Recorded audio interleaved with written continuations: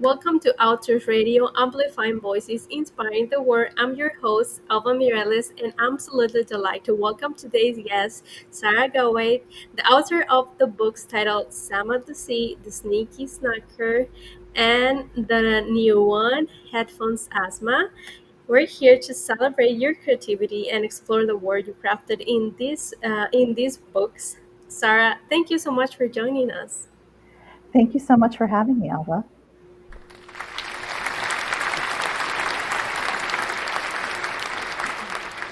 So my first question will be like, who is Sarah, and what initially drew you in this world of writing? Yeah, actually, I am a wife and homeschool mom of three.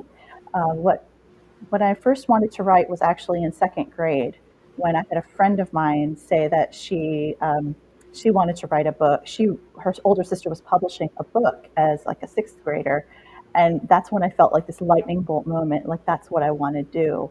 And I just would always write for fun, and then I forgot about that dream. And many years later, I just always go back to writing. I dabble in it. I think of publishing, and then just always kind of, I think fear of failure kind of held me back. But eventually, once I started learning enough and learning craft and writing and learning industry, I decided to jump right in and start my own publishing company to publish my works. Wow, and I think you have worn many hats like an author, homeschooling mom, founder of a nonprofit. I saw that you also have that one. So quite a journey. And Yeah. for the first book, your first book I think was Sama the Seed, right? Yes. What inspired me to write that book was I was volunteering with my son's kindergarten class and I was teaching them gardening. And just really, I just wanted to find a way to teach them the lesson of what makes plants grow uh, that would be fun and a way that they would receive it well and learn it well. So I thought of this story initially as a puppet show. And it's an interfaith story on what's needed for a plant to grow. So it merges science and spirituality. But for the purpose of that day, I just went ahead and just taught them gardening. But I ran home and I wrote it down, and I wrote it in a day. And then I joined a critique group, and they helped me so much. I learned so much developmental editing from them. And that was my first book. And many years later, um, you know, I, you know, I published through under Soundheart Kids. And with this book, what message were you most excited to share with young readers? I want to share so many, there's so many like lessons in the book about patience, and every kid wants to grow up and they want to grow up fast. But I wanted them to know that ultimately you do need God to grow. And there are, um, different elements that you need, nutrition and, water. So they're learning the science behind it. But ultimately, what makes the science work is ultimately God. And it's an interfaith story. And my intention was to unite or unify um, all three monotheistic faiths. So in the author's note, I quote the Torah, Bible, and Quran, showing what all three religions have in common, that God makes things grow. And the story that you mentioned blends like science and the interfaith faith elements. How did you approach including the Quran, Bible in a kindly, friendly way for kids? Yeah, well, in the story itself, I use the word God, but it's really in the author's note that I quote each one. There's a quote from the Torah and the Bible and the Quran, and that I had researched and found, and I had run it. I ran it by pastors and a rabbi, just to make sure everything was okay to use in the correct way. But growing up, I grew up in a like my I was raised Muslim, but my father was a chaplain in the U.S. Coast Guard, the Muslim chaplain in the U.S. Coast Guard. And so I grew up going to interfaith prayer breakfasts and in that interfaith space.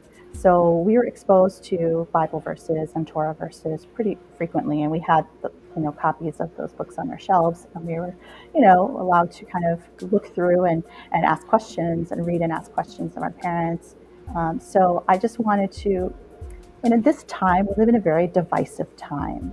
And I just want to highlight that we actually have a lot more in common than we think. And to kind of highlight that, I think sometimes we just need a little reminding. Okay, and many authors draw inspiration from real life. Are there any personal experience that influenced the creation of the book? Uh, Samah the Seed, I'd really just say my parents. I mean, aside from the actual incident, the school that I dedicated the book to Ilm Academy, where my kids actually had attended school, and that's where it inspired me for the story idea.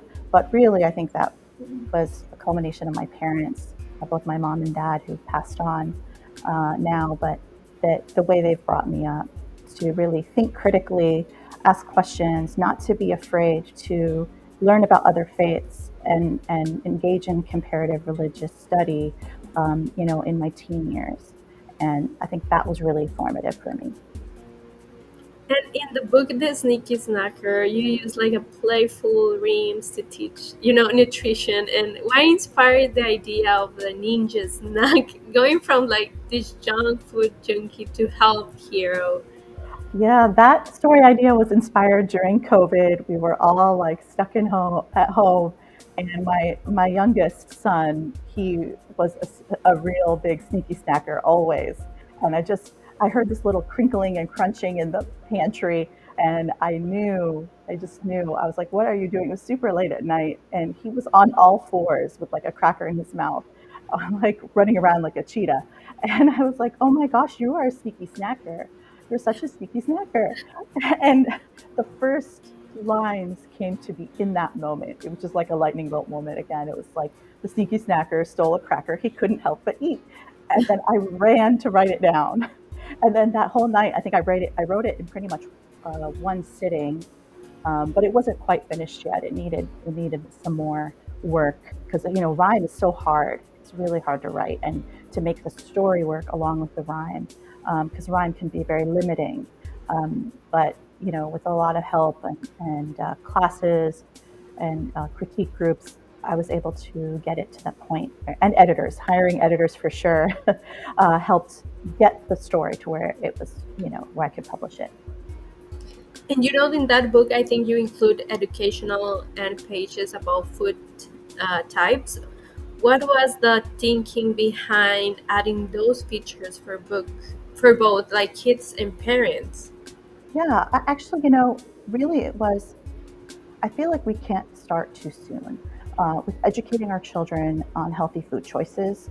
And we don't want to give them a complex, but it needs to come from it needs to be very mindfully done. And I thought a funny story, is a great way to start. And then it starts the conversation on what is a whole food, what's a processed food, and what's an ultra processed food, and what is best for my body.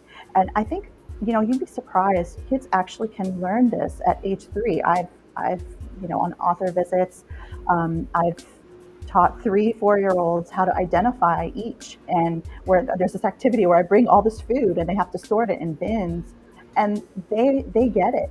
They learn like, wow, this is a really long list of ingredients, and just a bunch of funny looking words. This must be an ultra processed food, and then I have to really, if I'm going to choose to eat something from that, it's going to be very limited and on occasion. Because I'm a child of the 80s and 90s where we didn't know any better. The food industry had really, you know, all through all the advertising, the sugary cereals. I mean, we just grew up on just such a high sugar diet. And it wasn't until the 90s when people realized, oh my goodness, we're starting to see childhood diabetes, that people started sounding the alarm a little bit. But I think we've come a long way, but we still have a lot of work to do when it comes to educating our children. Yeah, and these books helps, for kids to learn a little bit, to introduce the kids in this world, but not feel so overwhelmed about all the information. And there's another book, that Hamza story, and what inspired that story? Yeah, I actually wanted to write. It was also inspired by one of my children that, you know, there's just, we have many neurodivergent people in our society. And I wanted to foster understanding. Like people, need to know why some kids wear headphones in the classroom or at restaurants or at certain events. And so I have first-hand experience with that, knowing the sensory overload that they're dealing with. I think we really cannot put ourselves in their shoes and really know that. But this story was an attempt to just give a glimpse into what they're experiencing, just one facet of sensory overload, which is just through sound and being in different situations, how that impacts them, and how headphones can help. But really, I wanted to empower neurodivergent children that they, should just be proud of who they are, that, God made them who they are. I mean, it's not a faith-based book, but, they were created beautiful the way they are, and they should be confident and not, I guess, succumb to any kind of comments or bullying. And actually, having written the book before, when I was, just kind of announcing the topic, I actually had a friend come up to me and say that she knows of, she's so glad I wrote the book, because she knows of some situations where the grandparents do not, don't know why a kid's wearing headphones, and they're just like, oh, it's too much, you're being too much, why are you wearing that? And they give the kid their grandchildren, a child, a hard time about that. And I said, so we're really educating people across generations on really how to be just aware and sensitive to individuals who may need to wear them. Yeah, and the sensory overload is a realistic challenge. And how did you want to represent Hasman's experiences in crowded settings? Well, these experiences are things that we've experienced personally. So I know that going to the fireworks show is not going to happen unless we have headphones. So I've seen, I've used situations in real life to inspire the story, and of course, I used the situation in school particularly to highlight the kids' reactions to it, because really neurodivergent children are bullied at a much higher rate than their neurotypical peers, and something that, yes, sometimes the bullying theme, we see that in a lot of children's books. And I understand that perhaps some editors might say, oh, well, it's overdone, but I'm like, well, no, it's not overdone. It's overdone for others, but what we need to highlight is neurotypical kids get it on another level. And so we need to highlight that and make people aware, so that children, if this is read in a classroom, teachers read this in a classroom, all children will be understanding, and then can understand that this is something I shouldn't tease people in general, but this is something I shouldn't tease someone about for wearing them all the time. Yeah, and I saw that you are launching this book via like Kickstarter, I think. What led you to choose a crowdfunding route for this project? Yeah, actually, so for each one of my books, I change the launch strategy a little bit, and it's kind of me experimenting. So this is my first time trying Kickstarter. I wanted to try it as a kind of a first release, and I released it to my Kickstarter supporters a month ago, and they were kind of had first dibs for supporting the project and helping bring it to fruition. So today, actually, it went live for everyone else on my store, on my bookstore, online bookstore, soundheartkids.store. You can go there, or soundheartkids.com. Um, Headphones Hamza is now newly released for everyone else other than the Kickstarter supporters. So you'll find my hardcover and paperback there. And in a month's time, I will release it on Amazon and all the other major booksellers. But this is kind of a new approach I'm taking, where I'm kind of staggering the release. So in Yeah. different locations. Okay, so it's like just trying different strategies to see what happened, right? And sometimes the process is like that. You need to risk to see if you have like more success than the book before. And another question that I have, I know that every author faces hurdles and challenges. For you, what challenges did you encounter publishing or writing your first few books? Yeah, I think The challenges I faced were, at first, I wanted to publish traditionally, and I had spent many years studying craft and studying the business, the industry side of traditional publishing. Um, but I think it was a really long road for me to come to the decision to self publish. I was a little afraid, and that kind of held me back for a while. But then I stumbled upon this audiobook by Dean Wesley Smith.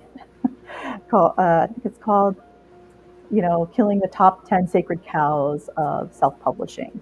And that book, once I was done with it, I was like, that's it. I'm self-publishing. I'm not afraid anymore. I'm jumping right in. So I really think that the industries, when there's a problem, there's always a solution.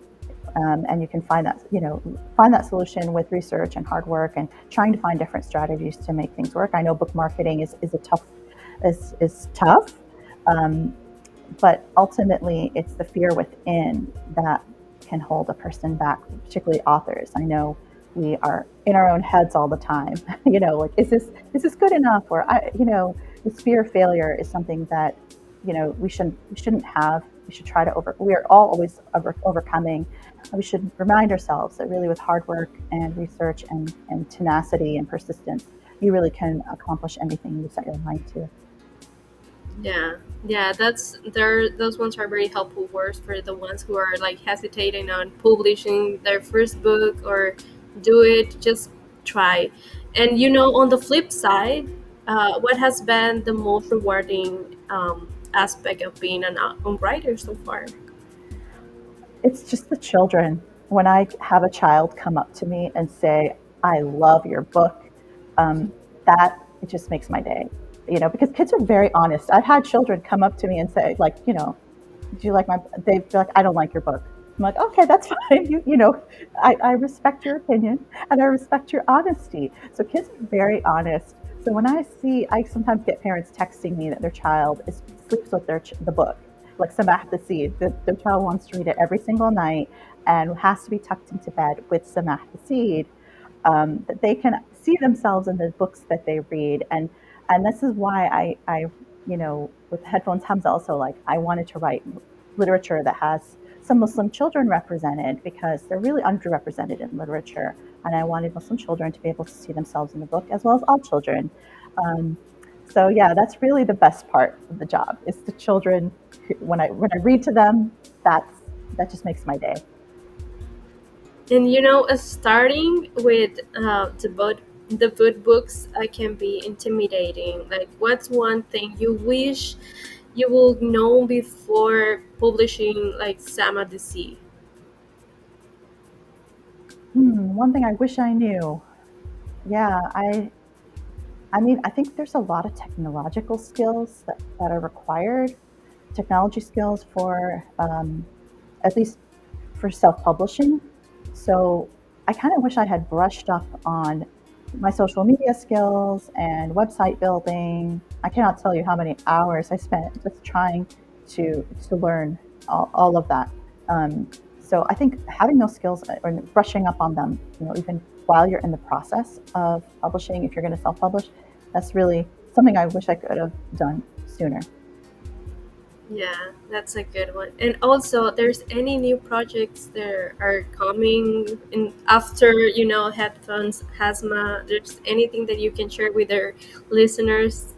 Yes, I'm working on a book series, um, that is about Ramadan, a Ramadan book series. And this one will kind of be a Muslim faith based book. So it's going to feature a brother and sister duo who, each book will highlight a different aspect of Ramadan, and it will use actually verses each book will kind of focus on a verse or two from the Quran or a saying of the Prophet Muhammad, that is centered around Ramadan. And I just kind of want to taking each one of those and making a whole fun, engaging story around that concept. So the first one of the books that's in production right now is called The Great Sahur Surprise. And it's about a little girl who wants to fast Ramadan with the rest of her family, but she's a huge sleepyhead and she can't wake up for sahur. So, which is a pre-dawn breakfast. And she thinks it's this huge party. And so she's like, I'm missing out on the party. So uh, it's definitely a funny one. Yeah, that's a good one. And finally, where can listeners connect with you, order your books, or follow your last updates? Yeah, you can follow the company at Soundheart Kids on Instagram, or me on Instagram, Sarah Gowayed. Um, you can also find me at sarahgowayed.com, or you can find the books at soundheartkids.com.